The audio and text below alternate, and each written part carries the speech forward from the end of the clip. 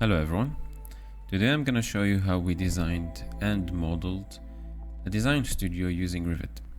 So first thing, we started with a mass model, and you can think of this mass model as a reference or a grid line for your building, how much you want the floor heights to be, what's the width, what's the length of the building, all the reference and guidelines for your design.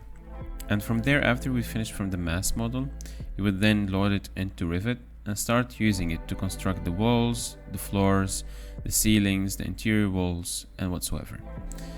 So coming to the ground floor plan, in here we can see we have a huge courtyard or a landing following up to the main entrance. In here we have a waiting area or a lobby, and then we can see here to the left side we have an open design studio where all the core workers can work together at the same time. Leading up to the second floor, in here we have a private design studio where only two designers would be working together, with an open terrace for them as well. So coming to the first section, in here we can see the design studio underneath them and the private studio on top of them. You can also observe the topography line. So this is coming from the north to the south. So that's the north side, this is the south side. You can see how slopey the topography it is. And coming to the second section, here we can see the main entrance, and we can also see the exit for the main terrace.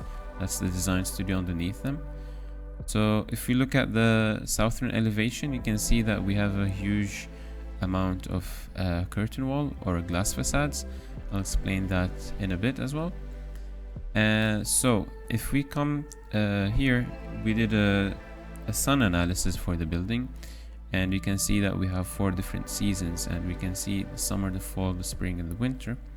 As you can see, in the summer the sun angle would be very high, therefore the sun direction would hit the ceiling most of the time. And in order to protect the front facades or the southern facade from that, we had to push back some elements, some interior walls, and bring some shading elements, so we can create this shadow you can see over here. And if we go to the winter, now the sun angle is very low, and to maximize the benefit we get from the sun for our passive heating, we would then have the front facing facades as curtain walls. So we didn't only protect the southern facades from the sun in the summer, but we also tried to absorb all the sun at winter as well for that passive heating. And that was it. Thank you very much for listening. I hope you enjoyed it, and see you next time.